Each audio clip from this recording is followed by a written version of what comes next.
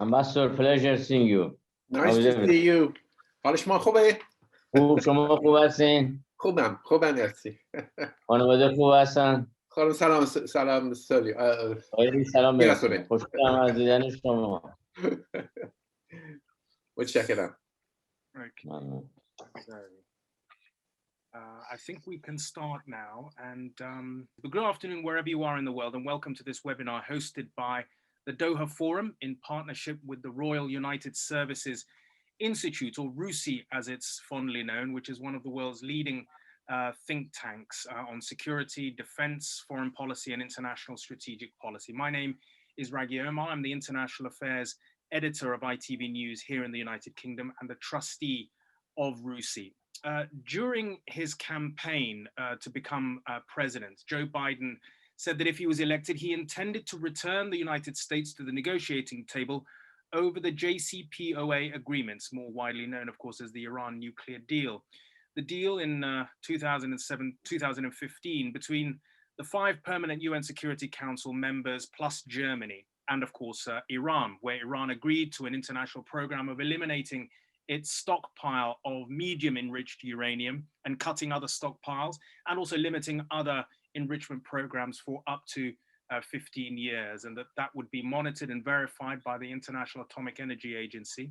And in return, Iran would receive sanctions relief, international sanctions relief, which has really had a huge effect on its economy for decades. But in May 2018, President Trump withdrew the United States from the JCPOA, and he renewed sanctions under what came to be known as a maximum pressure policy. It led to a dramatic change in Iran's policies in the region, everything from its ballistic missiles program to its support for various militant groups in the region, from Iraq to Lebanon and beyond. But with the arrival of the Biden administration into office, the situation now has ushered in hope of the revival of the JCPOA agreement. And yet progress towards the issue remains stagnant as both sides signal to each other to make the first move. Can this be revived? What will Iran demand in return? How will a Netanyahu government in Israel view or react to a renewed deal, especially following Israel's renewed direct ties with Gulf countries? And where do the Europeans stand in all of this? So much to discuss, and we've drawn together a number of experts to help us explain this. In London, in the United Kingdom, I should say, we have Sir Peter Westmacott, who's a former British ambassador to Turkey, to France and the United States, and now senior advisor at Chatham House and distinguished ambassadorial fellow at the Atlantic Council. We are delighted to be joined from Tehran by Professor and President at the Institute for Political and International Studies, Professor Mohammed Kazem Sajjadpour. And also here in the United Kingdom, we have Aniseh Bassiri Tabrizi, who is a senior research fellow at the Royal United Services Institute. Thank you to all of you. I'd just like to start off by asking each one of you, where do you think the world is when it comes to the JCPOA between Washington, Tehran, and various European capitals? What does the picture look like given President Biden's desire to return to the negotiating table? I'd like to start off with you first, Professor Sajjadpour. Thank you. It's a pleasure to be this panel. I think it's a very clear picture, and the clear picture is American contradiction. As you said, Biden in his campaign started on this very consistent position that we have to return to JCPOA. And it was one of the, let's say, principal issues departing him from Trump's position. And I think there was a logic for it, both in American context and in global context. And that was a failed maximum pressure policy. And it was an absolute failure. And he mentioned it, everybody mentioned it, globally it was echoed. So I think the ball is in the court of the United States, period. Thank you very much indeed, Professor Sajjadpour. Sir Peter, if I could come to you, maximum pressure was a failed policy and the ball is now in the US court. Thank you, Rageh, and thank you all for tuning in. I think that I agree with what Professor Sajjadpour says. I think maximum pressure as a policy did not succeed. Sanctions pressure had succeeded at an earlier stage in that it helped deliver the high point of international diplomacy when the P5+1, as we called ourselves, managed to conclude the JCPOA with Iran 5 years ago. And it did have, I think it did serve a purpose then, even if it had not, in fact, stopped the Iran nuclear program. Where we are now, I think, is in a different place. As a former British official, I'm one of many people who deeply regret that President Trump walked away from the JCPOA. I think it was a very useful alternative to the potential of military conflict. And we are now with a new government, a new president in place in Washington. Now, the problem is that I don't think it's quite as straightforward as saying America walked away under the last president, and therefore America under the new president, the new team, must simply set the clock back to pre-May 2018. I think that Iran has plenty of justification on its own side in saying that they were compliant until that stage anyway, and they've been largely compliant, though there's a debate about whether they still are entirely, since then, and that it's not their fault, therefore, that the JCPOA fell apart, and so it's therefore somebody else's responsibility to put it back together. But as you said yourself, Rageh, the game has moved on. We are in a different position. A lot of things have happened in the region, many of which have made the situation more rather than less dangerous. And it's pretty clear to me that the current thinking in Washington is, yes, we should go back to having a nuclear deal with Iran, but that it needs to be JCPOA with some other elements or with some improvements. Now, the question is going to be, what are they? And one can debate that. Should it be something about ballistic missiles? Probably not realistic, although it might be reasonable to talk about the range, but not, in my view, about saying to Iran, you don't have the right to defend yourself against the potential of missile attack. There might be something about sunset clauses, but of course, the JCPOA was the limit of what everyone could agree upon at the time, and it's not that straightforward simply to say, we want further improvements on the back of President Trump having walked away from the deal. And it may be that there are things that can be done on the American side, perhaps make it easier for Iran to attract finance from the IMF, or a bit of modest sanctions relief or humanitarian aid. There are a number of things that could be done to sweeten the pill, to, if you like, begin the process. But I think simply going back, if Iran sitting pat and saying we're waiting for America to restore the status quo ante, and only then will we discuss changes to the present arrangement, is probably not realistic. And then there's a broader question about whether the elements which were not covered, the regional policy elements which were not covered in the JCPOA, should be put in the pot as well. It may be that that's not totally realistic. It may be that that has to be left until a later stage, until there is a new framework around nuclear issues. I suspect that's what the Iranian side will say. But I do think that there needs to be a clear sense of direction, that some of the other regional problems, and America has made a good start on Yemen, for example. I'd like to see Iran respond in kind to doing something about stopping supplying the other side in the terrible civil war that is there. I'd like to see some evidence, for example, of pressure on some of Iran's proxy friends in Iraq to stop lobbing missiles at different groups inside Iraq, whether they are American military camps or whether they are other groups who are their enemies. And probably some of the military activity not very far from Israel's border in Western Syria. There might be some scope for, shall we say, confidence building measures. So all I'm really saying is that I do believe that there is political will in Washington to restore negotiations. I don't think it's totally straightforward. I think a number of other considerations have got to be brought into play. And the difficulty for the current generation of diplomats is to work out the sequencing and what are the elements that can and should be put on the table now, and which are the elements which can and will have to be left until a later stage. Bearing in mind that there are a lot of other things that have changed in the region, for example, Israel's relations with the Arab states, which are now much stronger. And in some cases, the one thing that binds them together is a fear of Iran. And I would say that Iran's policymakers should be trying to take that into account as well. I'll stop there. Aniseh, there are quite clearly a lot of different moving parts in this very complex situation, as Sir Peter and Professor Sajjadpour laid out. What do you think are the positions of the Europeans, and also this question of the regional changes in the Gulf, particularly with relations between Israel and Gulf countries, and in what way do things change, if at all?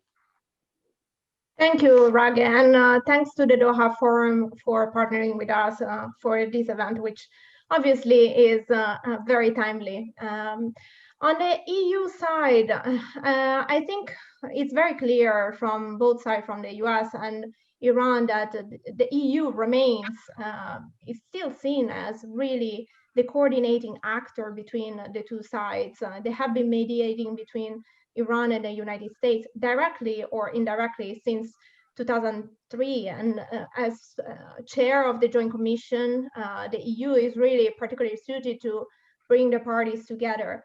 I think the problem with the European strategy at the moment is that it's not entirely clear. I think up until January, what the E3 and the EU have done was really defending the survival of the JCPOA, but also calling for all parties to come back to compliance first, and then moving into discussion of other files next. And that was very much in line with also the discussion that was taking place in Washington from those who joined the Biden administration in January.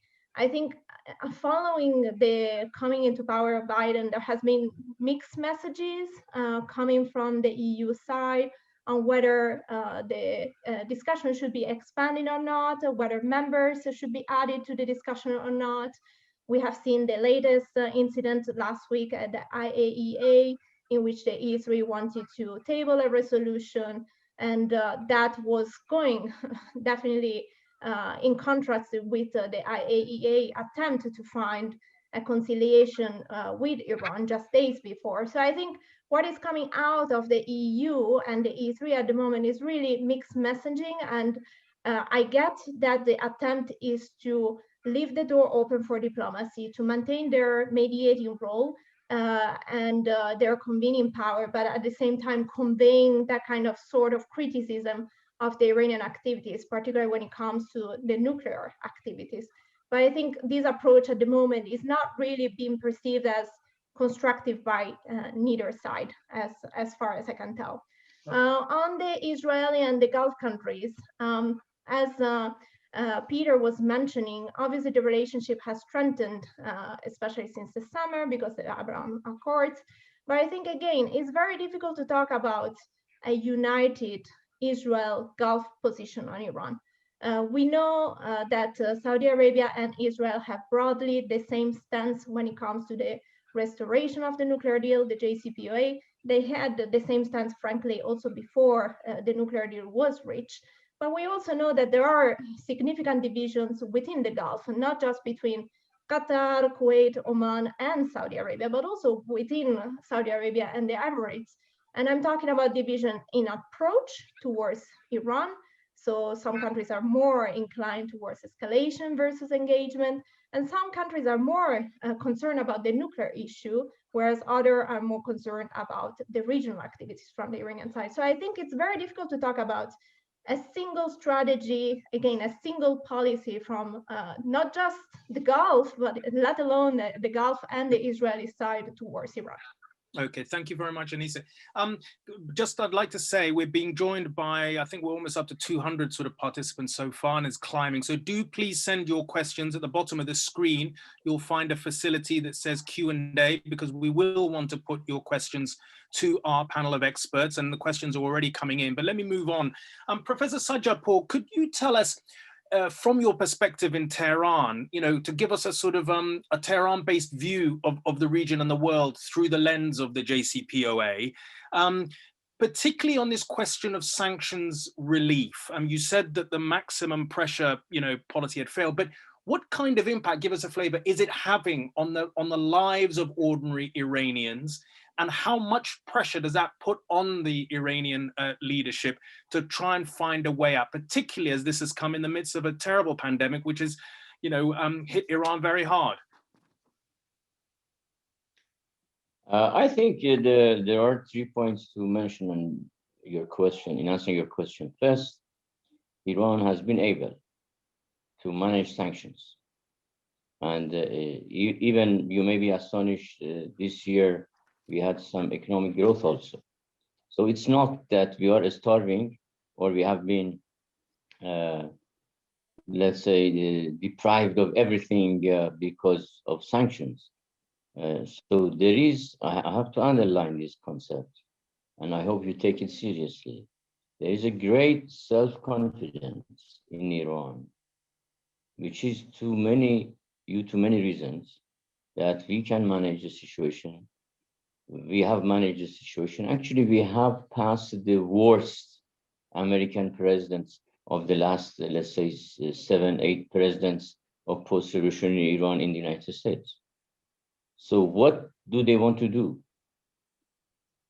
Trump was the worst in terms of this policy, but we managed Trump. So there is a high degree of, let's say, managerial self-confidence in this issue.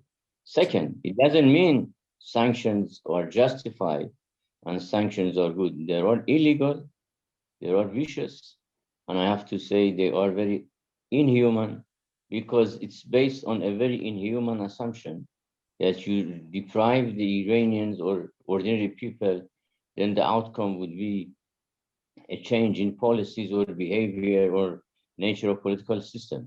So it's a type of victimization of ordinary people, unethically, especially on this juncture. And you have to keep in mind that maximum pressure is continued by Biden, and I think this type of postponement and delaying, return or having justification, all of these type of issues add to the inhuman policy of United States vis-a-vis Iranian people. And the third point, I think, is returning to JCPOA doesn't have any relation whatever with other files. Why? Because JCPOA was an agreed Security Council resolution, and it is contingent upon all the member states to observe it. And the United States accepted this resolution to be implemented. And the first country which withdrew was the United States. So I think any bringing of other issues or context or whatever, and continuing sanctions against Iran is illegal, is unethical, inhuman, and I have to say it has its own reaction. But do you accept, Professor Sajjadpour, that the world in 2013, 14, 15, up to the point of the agreement with JCPOA, and the world today, given what has happened around the region, as 2 other experts were sort of saying, in Yemen, in the bomb attacks on Saudi Arabia, Iraq, so forth, has changed this issue of the other files. It's brought it much more central, and alongside the JCPOA, it will be part of the dialogue. Let me ask a very fundamental question. A fundamental question that our foreign minister raised recently in response to Wendy Sherman. On the same question, is the world the same as it was in 1945? No, very different world. But the Charter of United Nations remains the same. When you have a legal text, if you want to argue that everything has changed, I think there would be nothing to reckon upon. And don't forget that when we reached JCPOA, there was no single issue with reference to the regional context and so forth. Actually, in the region, the countries that I don't want to name, they were against JCPOA at that time, and they remain. So nothing has changed in their opposition to JCPOA. And I think this is a very erroneous argument, that since the context has changed, then we have to change. So change any single, if your argument or logic is the base, any international agreement, any resolution of any international organization needs to be changed daily, maybe sometimes by hour. Let me bring in Sir Peter, and then Aniseh, I'll go to you next. Sir Peter. I understand what Dr. Sajjadpour is saying, but of course, the situation on the ground has changed. We've touched on what's happening in neighboring. The situation in 1945 on the ground has changed also. So why don't you change the United Nations Charter? Let him finish. Let me finish my thought. And since we were all together making the JCPOA, and since President Trump was there very hostile towards it, Iran has done things in the region. Iran has launched military attacks on tankers or on oil installations in neighboring countries, which has made people in the region more worried. There has continued to be quite a lot of the sort of Margbar Israel talk and stuff put on missiles during tests. A lot of those things are still there. They have changed the context within which we have to look at what do we do about the nuclear issue in the new circumstances. I understand exactly what Professor Sajjadpour is saying, and I repeat my point earlier that Iran was very compliant, as indeed were the Europeans, with the JCPOA during the first few years. But the problem with saying the world has changed since 1945, but we're not going to change international law because of that, is that if there is no change, I worry that the people of Iran will continue to suffer from sanctions, the black marketeers will continue to make lots of money, and an opportunity to engage with a US government, which is peopled by a lot of people who know a great deal about this issue and would love to go back to the era of diplomacy rather than fighting talk or even eventually conflict, could be missed. The politics are better. I remember, Professor Sajjadpour, when I was in Washington, when I was busy trying to persuade people not to kill the JCPOA, I was being told by senators of both political parties, Republican and Democrat, that the game here is who hates Iran the most, because that was the political background.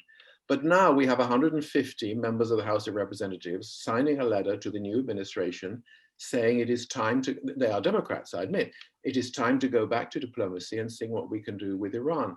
This is in partly a reaction to the policies of President Trump, which were deeply unpopular with Democrats. But I would argue that it is also a political opportunity for Iran. And I was very struck that Mohsen Razai, the former head of the IRGC, in his interview with the Financial Times the other day, was suggesting a kind of sequencing arrangement whereby one might be able to get back to a negotiating framework, a basis, if you like, for further talks. So while I understand the kind of legal purity of saying, why do we have to change anything? The simple reality of life is that if we don't take account of new realities, nothing will change. And I fear that that's bad for the region, bad for the people of Iran, bad for the risk of proliferation of weapons. Okay, could I, Aniseh, do pick up on what Peter was saying, but also if you could give us from your perspective, what you think, given the opportunities of the current situation that Peter was talking about within the US, what do you think are the pitfalls from what you've heard so far? What do you think are going to be the obstacles to getting back to the JCPOA, both on the American and the Iranian side? Well, I think it's clear already from this conversation, right? I think what I would say is that if there was, I mean, what I think personally is that we are certainly in a better position than when we were, say, in November, October, in terms of potential for de-escalation and for a resolution between the two sides. I think we are still in a better position than where we were back then. But I think in terms of expectations and in terms of brinkmanship from the two sides, I think there is a little bit more of pessimism towards the fact that each side is trying to build leverage, if you wish, or stick to their own red lines. And I think the complication compared to the past is that I think the nuclear issue is now linked to the regional issue, not because one will need to be resolved together with the other one. I think it's still wiser to separate the two files, because linking the two has been tried in the past, and I think it would take too much time We saw that it took 12 years to deal just with the nuclear file from 2003 until 2015. I cannot imagine bringing in also missiles, regional dossiers all together, how many years it would take to negotiate that. Without even the format still in place, we would need to identify who would need to be involved, what kind of negotiation to take place on which issues. I think the wiser thing would be to start with the nuclear issue, close it down, not just because this is the main concern from the European side, it still is, but also because the issue of trust and the erosion of trust is something that needs to be taken into consideration. It was already difficult to envisage moving from the nuclear issue to broader issues back then in 2015, when trust was there and the parties were looking at each other with the confidence that that could be done. Now it's even more complicated to imagine that. Just very briefly, Peter, before I move on, could you just address Aniseh's last point? I mean, how doable is that? I mean, will just going back and closing the nuclear file, then moving on, or then looking beyond that to other things, is that sellable in Washington? Won't that just look like, you know, that America has come back with its sort of tail between its legs and has sort of come back to doing, you know, to the, do you see what I mean? That, you know, is that realistic politically? I think the political reality, sorry, I've put on these funny headphones because somebody was complaining about an echo, so perhaps this is a bit better. I think that the political reality, as I was saying earlier, is that the Biden administration, who are historically, if you like, associated with, if not wedded to, the JCPOA, or at least the concept of it, they are saying that it needs to be JCPOA plus. It cannot be just that as it stands. They're not actually saying, and by the way, any new agreement has to take account of elements that were specifically excluded last time around because that was not the basis of the negotiation. But they are saying that there need to be improvements. And I think that is because there is a sense that regional partners, if they're not brought into the negotiation as such, account needs to be taken of their views and their fears in the region. And so whether it's about some sort of regional security framework, whether it's about establishing a security dialogue with Saudi Arabia, which I know that Javad Zarif, the foreign minister, has often advocated from the Iranian side, whether there's some sort of a regional dialogue like that that can be brought into it, I don't know. Perhaps there is something that could be done around the edges of the JCPOA, like sunset clauses and so on. As I said before, I'm not sure that ballistic missiles is realistic, but many people feel very strongly about that. So I think simple status quo ante, not politically realistic politically, to answer your question very brutally, but I think something around the deal that we had with some improvements, which would be, if we can put it in that way, you know, to Iran's interest as well, and looking at some of the regional considerations, I think that has to be the way to start. And then a whole lot else can be built on top of that.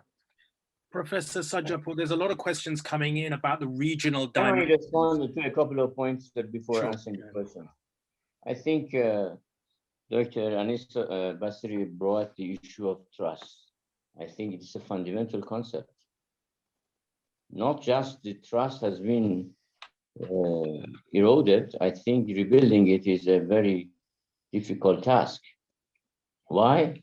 Simply because we signed, we engaged, we observed, then there was withdrawal, and then was promise of return, then now delaying and circling around as we see in this panel. So do you want people in the region trust this type of pronouncements? I think trust is key, but it has been damaged, and I think every day that we talk about this type of circling around psychology, it would be eroded more and more. Second, everybody is talking about Iran's regional action or activities. I think it is also erroneous. What does Iran do in the region? What is particular about Iran? And why don't you look at the region in a much more comprehensive way? What Israelis are doing to Palestinians? What, I mean, look at them. No, wait. No talk about suppression of Palestinian rights. Is it in the region or is it out of the region? International Criminal Court is engaged. It means atrocities of Israelis and Zionists against Palestinians is becoming so structural, and nobody talks about them. And look what they have done to Iran. I mean, those who have supported sanctioning Iranian people. These are regional players. So I think what should be changed is the regional actions against the people of the region. So don't repeat. By repeating, you don't bring a much brighter and, let's say, a lawful argument.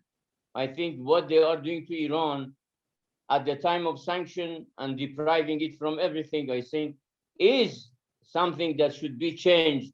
And I think repeating that this point that realities have changed. What has changed? Is UAE relationship with Israel changing the context of suppression of Palestinian people? But let me talk to you about, I mean, look, let's talk about, for example, Saudi Arabia or the United Arab Emirates. Saudi Arabia started a war against Yemen. And during the last 6 years, there was no even reference to these atrocities against the Yemeni people. And it's continuing. Well, I mean, I'm sorry, but the United Nations, the United States, United Kingdom has given huge amounts of humanitarian relief. And the United Kingdom is still selling weapons to Saudi Arabia. Well, we can get in a circular argument and talk about missiles being thrown from Yemen into Saudi Arabia. But let's get back. Let's get back to the specific issue, because there is some questions to do with the regional context, as Sir Peter was sort of saying.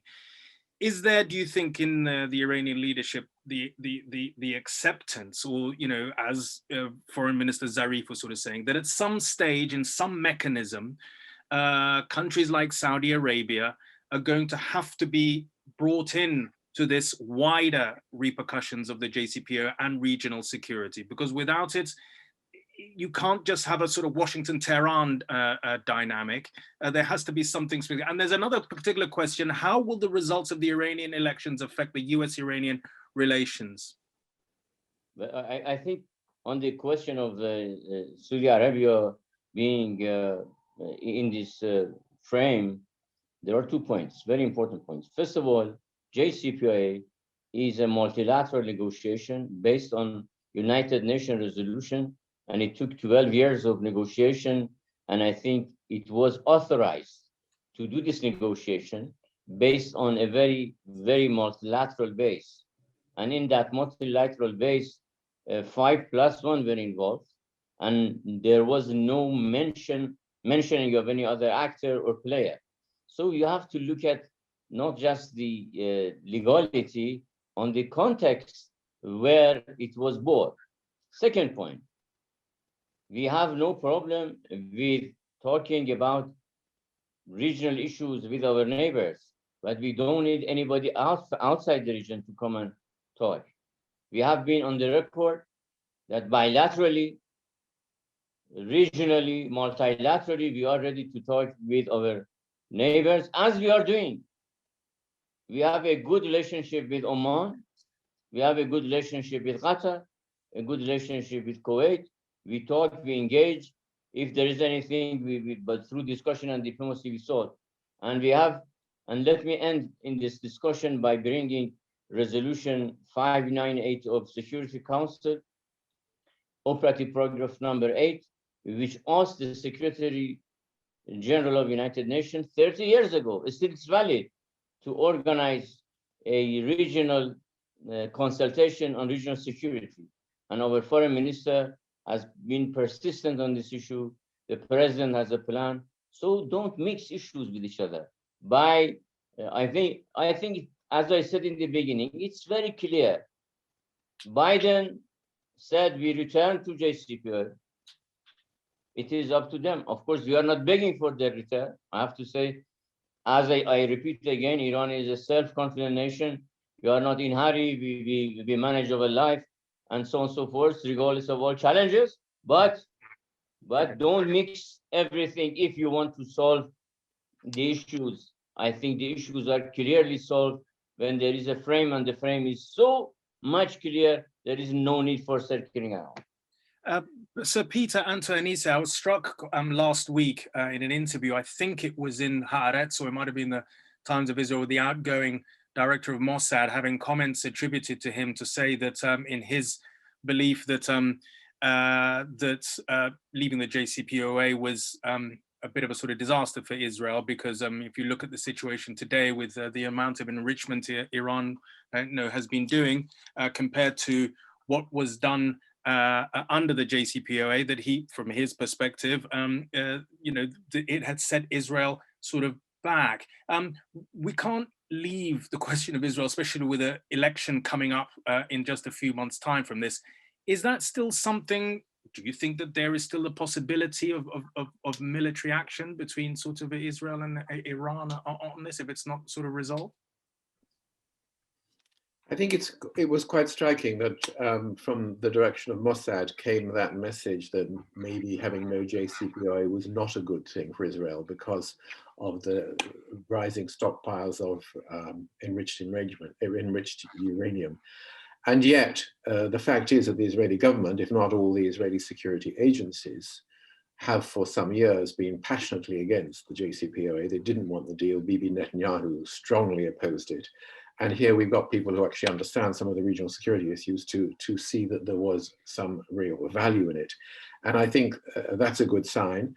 And the Israelis, of course, are talking about lowering regional security tensions with a number of their Arab neighbors, which is something of an achievement, whether or not you agree with how it was brought about by the previous US government. So it's out there.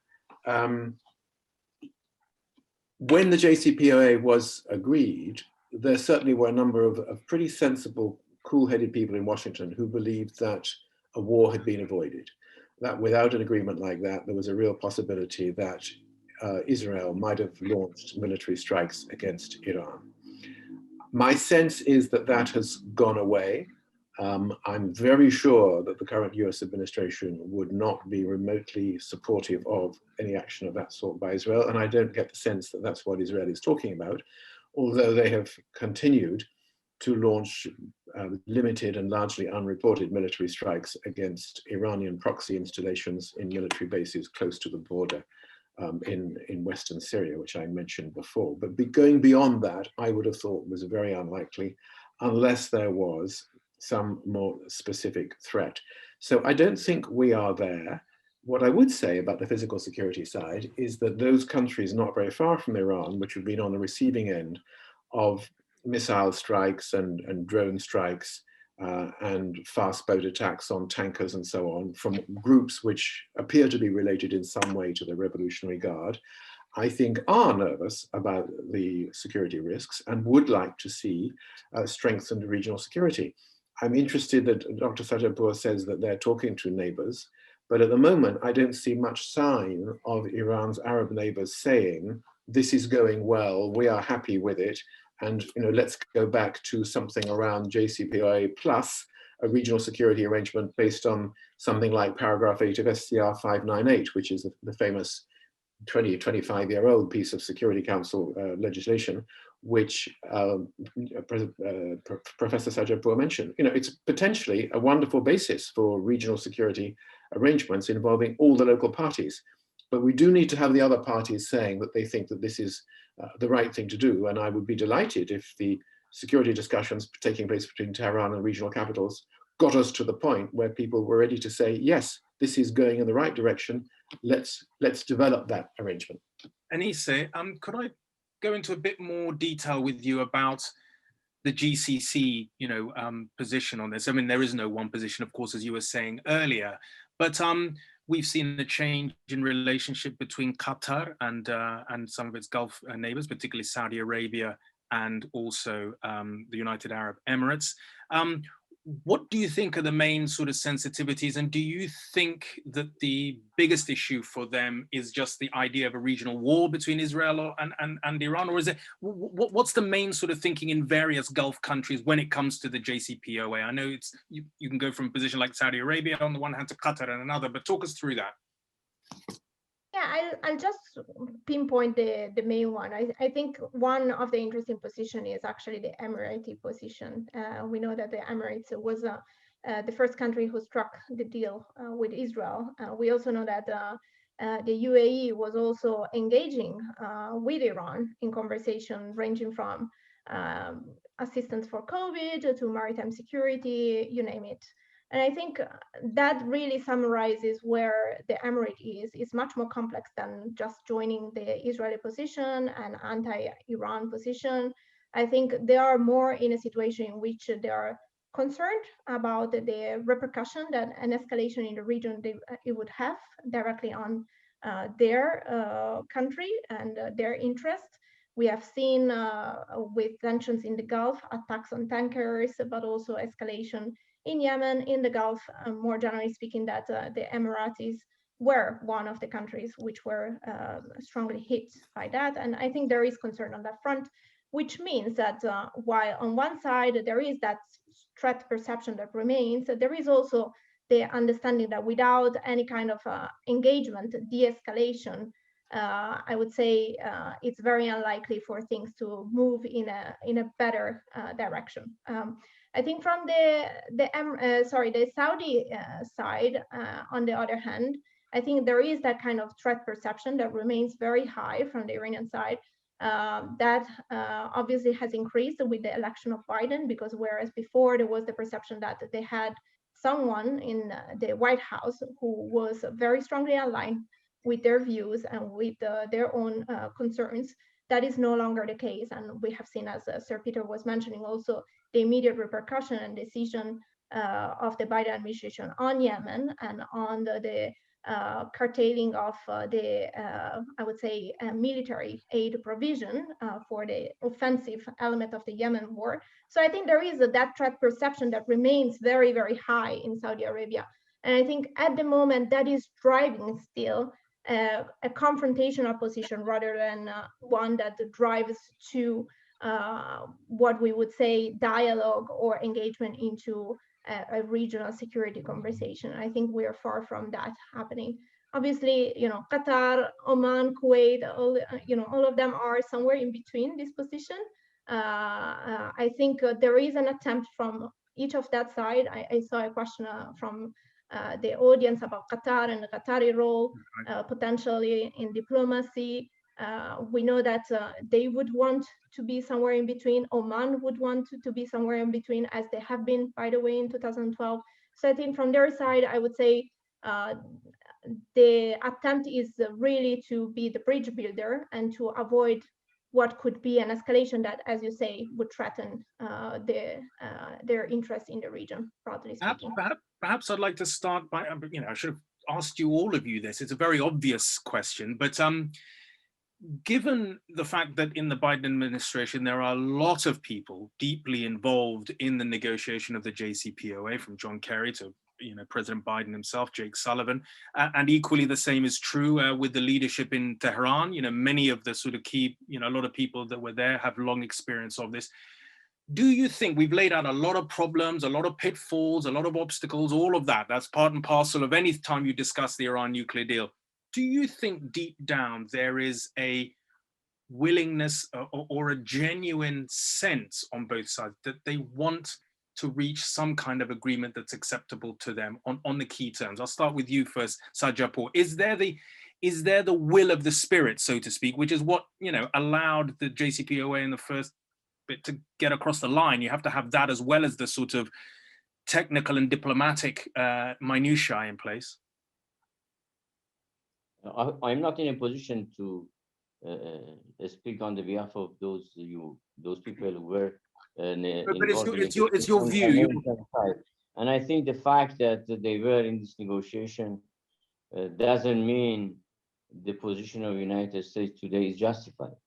Actually, it makes more responsibility on their shoulder, because they are familiar with the file, they know the details, and it means actually they are more responsible for the commitments, for the acceptance of what was the frame. And I think this is a contradiction and a point of, let's say, a controversial nature. But the second point that I would like to mention here, I think Iranian position, regardless of whatever is said, is consistent. And I think consistency in Iranian position is something that everybody should pay attention to. The consistency is not just on JCPOA, consistency on the whole nuclear issue, on the let's say readiness to engage with neighbors, on the regional security. And I think this consistency, if you compare it with the inconsistencies of the others, makes the real root of the problematic clear. And my final point, maybe here on this issue, is a key concept, and that is acceptance. I think it is very difficult for some to accept the realities as it is. And by realities, I don't mean that there had been some evolution in this month or that month. I mean, acceptance is that Islamic Republic of Iran is a major player in the Persian Gulf, is a member of international community, and is a proud nation, and doesn't have any territorial intention against anybody. It has been the victim of atrocities of the others, including some of these states supporting Saddam Hussein in war against Iran. So I think just acceptance of reality is key, not creating pseudo realities, which I think is the problematic in this whole issue. I can't hear you. I think you are muted. Sorry, Pete, I was going to say quickly, if you could want to sort of say about, do both sides want to do a deal is basically what I'm asking. Yeah, I mean, it's hard to comment from outside. I'm going to be a shade provocative. I think that from the Iran side, and I haven't been in Iran, unfortunately, for a couple of years or so now, what bothers me is that I believe that those who are in line with the thinking of President Rouhani, Foreign Minister Zarif, others who have negotiated JCPOA, would like to see diplomacy succeed again, as long as Iran's, of course, national interests were adequately protected. But I also worry that there are plenty of people who believe that the survival of their position and the ability to continue blaming outside elements for the failures, and there are plenty of them, I'm afraid, in managing the country, will be weakened if there is a kind of reconciliation with the United States and with other countries in the region. That some therefore have their own reasons, which I don't think take much account of the real legitimate needs of the Iranian people, not to move towards a position where there is a lowering of tension, better understanding with neighbors and the United States. On the American side, I would say there is absolutely a desire to move, and there is, as I said earlier, much more mixed views on Capitol Hill, much less automatic instinctive hostility towards doing anything with Iran than there used to be, but it cannot be restoration of status quo ante at any price. The Europeans, I think the pretty clear message coming out from the Europeans is America walked away from the deal, and it's not fair to ask Iran to pay the price for President Trump's decisions. We should be putting JCPOA back together as it is. It's a slightly in between the position of Tehran, the position of Washington, as far as I can understand it. And that's what I've heard from other Europeans. The Brits, I think, again, they fought pretty hard against the ending of the JCPOA by the Trump administration. They defended the United Nations against the snapback attempts by the US government in terms of trying to apply a provision of JCPOA even after President Trump had walked away from it. And we also tried, as did other Europeans, to give Iran the benefits of the economic relaxation, which was supposed to be part of the JCPOA deal. I think the European countries would very much like to get back to serious diplomacy, business, trade, less tension, less risk of proliferation of weapons of mass destruction in the region. But the principal relationship in all this, I'm afraid, is actually between Washington and Tehran. And the others can play a role, but they are not the principal protagonists. Okay, Aniseh, very quickly, and then I want to get onto some questions.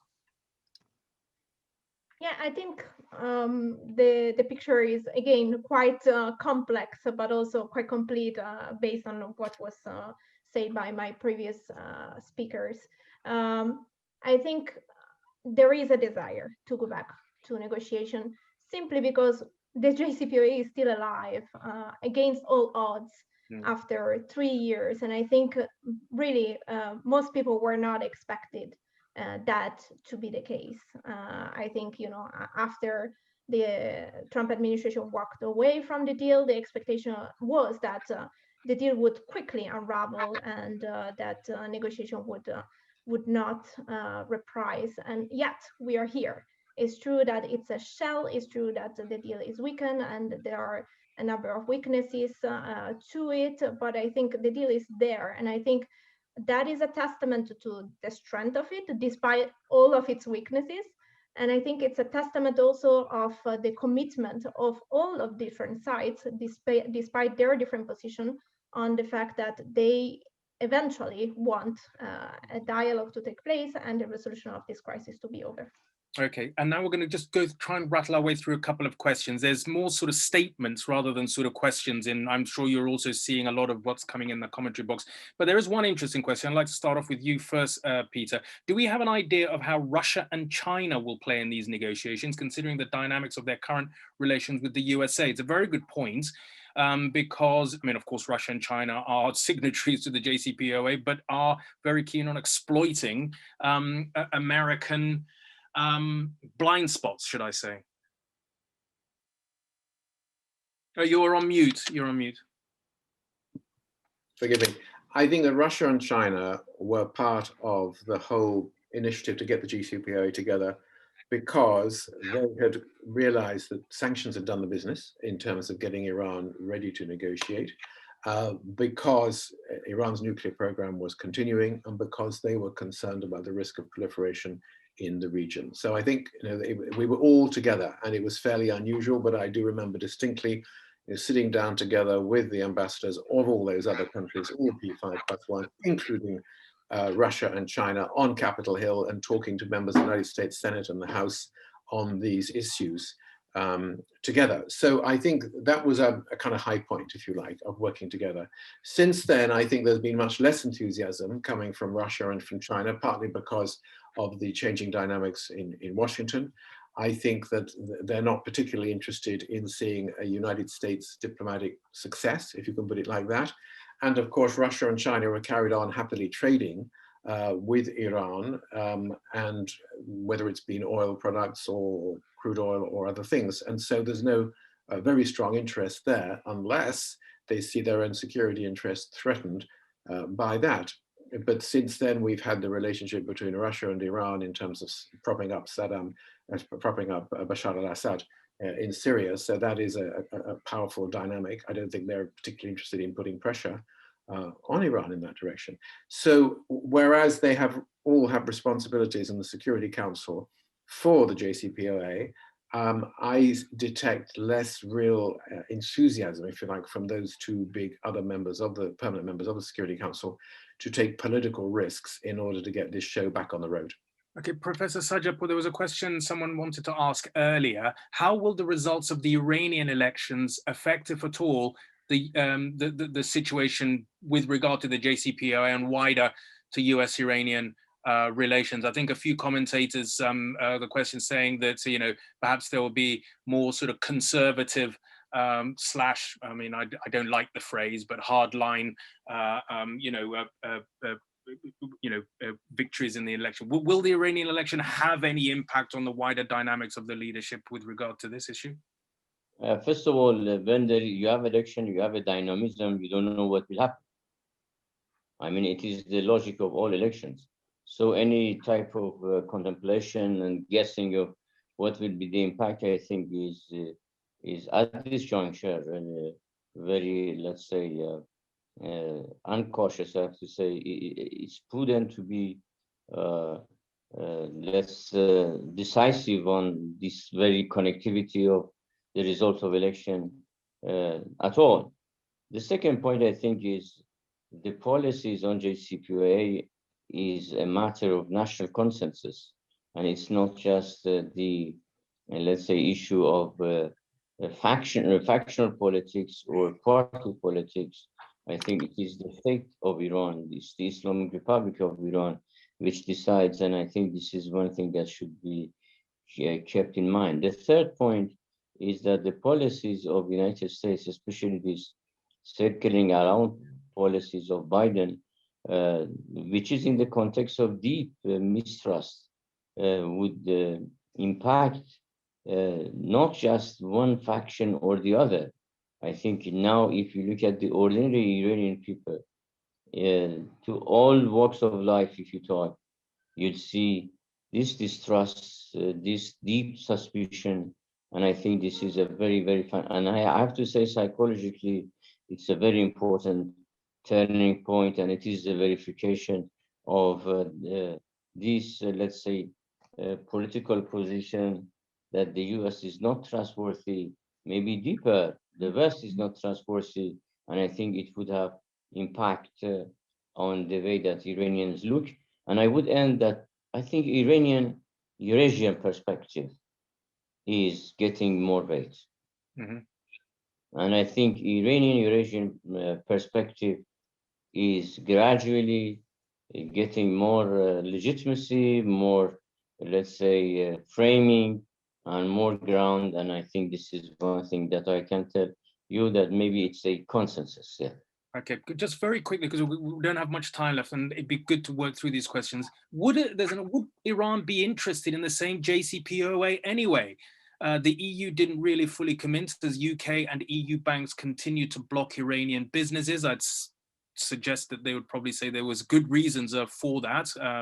But isn't it better for Iran to renegotiate the deal anyway? That's the question. No, I think if it's not to the interest of Iran to enter to any renegotiation, because we had a very difficult negotiation.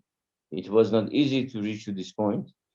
And I think if you want to enter to any type of renegotiation, I think it is negating the interests of the state. Okay, Aniseh, do you think that there could be any interest, or do you think that from the Iranian side they want to go back to the status quo ante, as Sir Peter was saying, that might not be such a sort of possibility? Well, I think you heard it from Dr. Sajjadpour, so he's better placed than to comment on the Iranian side than I am. But I think what I would stress is that if one of the perception is that Iran is demanding concession and compensation, I would say, from the US in particular, because of the withdrawal from the JCPOA. I think one longer term consideration is the fact that the deal, for many reasons, and we can discuss this for hours, did not necessarily translate in all the benefits that were outlined at the very beginning. I mean, the question exposes some of them, the UK and the EU broader engagement with Iran, despite the deal.